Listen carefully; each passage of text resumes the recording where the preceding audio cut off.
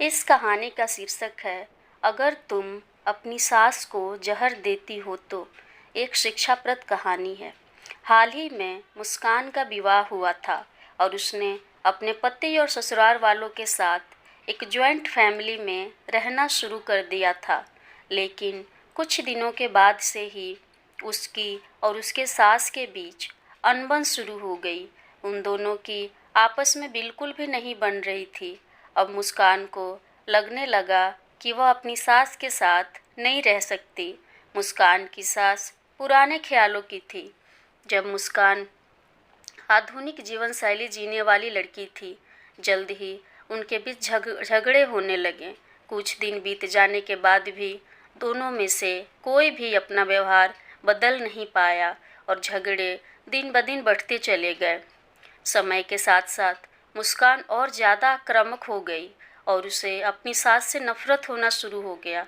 वह सोचने लगे कि कैसे अपनी सास से छुटकारा पाया जाए। एक बार हमेशा की तरह जब उसने अपनी सास से झगड़ा किया और उसके पति ने अपनी माँ का साथ दिया तो मुस्कान गुस्सा हो गई और उठकर अपने मायके चली गई। मुस्कान के पिता एक केमिस्ट थे। उसने अपने पिता को पूरी बात बताई। उसने अपने पिता से कहा कि उसे कुछ जहर दें ताकि वो अपनी सास के खाने में मिलाकर उसे छुटकारा पा सके, नहीं तो वो अपने पति के घर वापस नहीं जाएगी। मुस्कान के पिता को यह सब जानकारी काफ़ी दुख हुआ और उन्होंने अपनी बेटी से कहा, अगर तुम अपनी सास को जहर देती हो तो तुम और मैं दोनों जेल जाएंगे। ऐसा करना ठीक नहीं है। लेकिन मुस्कान सुनने और समझने की हालत में नहीं थी। आखिर उसके पिता ने कहा, ठीक है, जैसा तुम चाहते हो वैसा ही होगा, लेकिन मैं तुम्हें जेल में नहीं देखना चाहता। उसके पिता अंदर से एक पाउडर ले आए। हर दिन जब तुम दोपहर का भोजन या रात का भोजन करती हो तो अपनी सास के खाने में इसे मिला देना। इससे धीरे धीरे कुछ महीनों में ही मर जाएगी और लोग सोचेंगे कि वो प्राकृतिक रूप से मरी है। पिता ने यह भी कहा, क्योंकि किसी को भी तुम पर शक नहीं होना चाहिए, इसलिए आज से तुम अपनी सास के साथ नहीं लड़ोगी, बल्कि तुम उनकी देखभाल करोगी। भले ही वो कुछ भी कहें, तुम गुस्से से बात नहीं करोगी और हमेशा शांत रहोगी।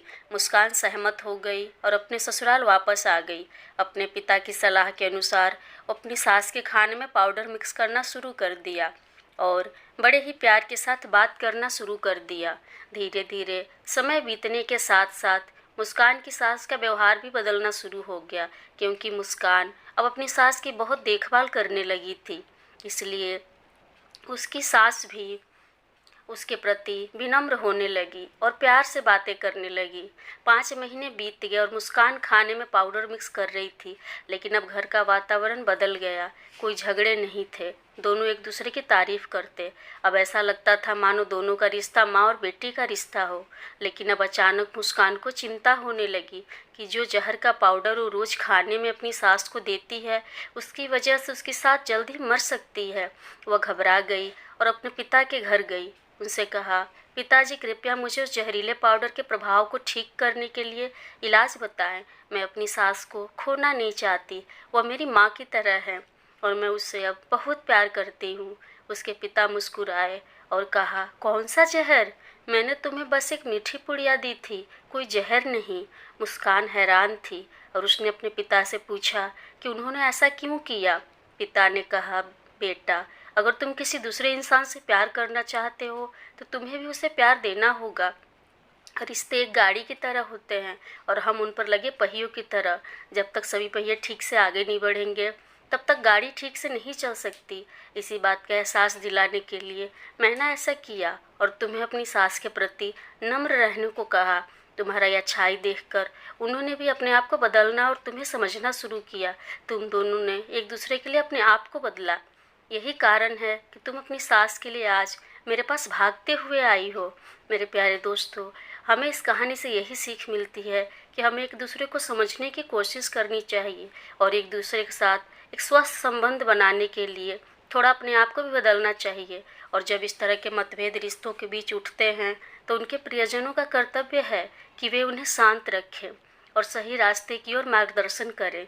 मेरे प्यारे दोस्तों, उम्मीद करती हूँ कि आपको यह कहानी अच्छी लगी होगी। अगर अच्छी लगी हो तो प्लीज़ मेरे चैनल को लाइक, शेयर और सब्सक्राइब करें।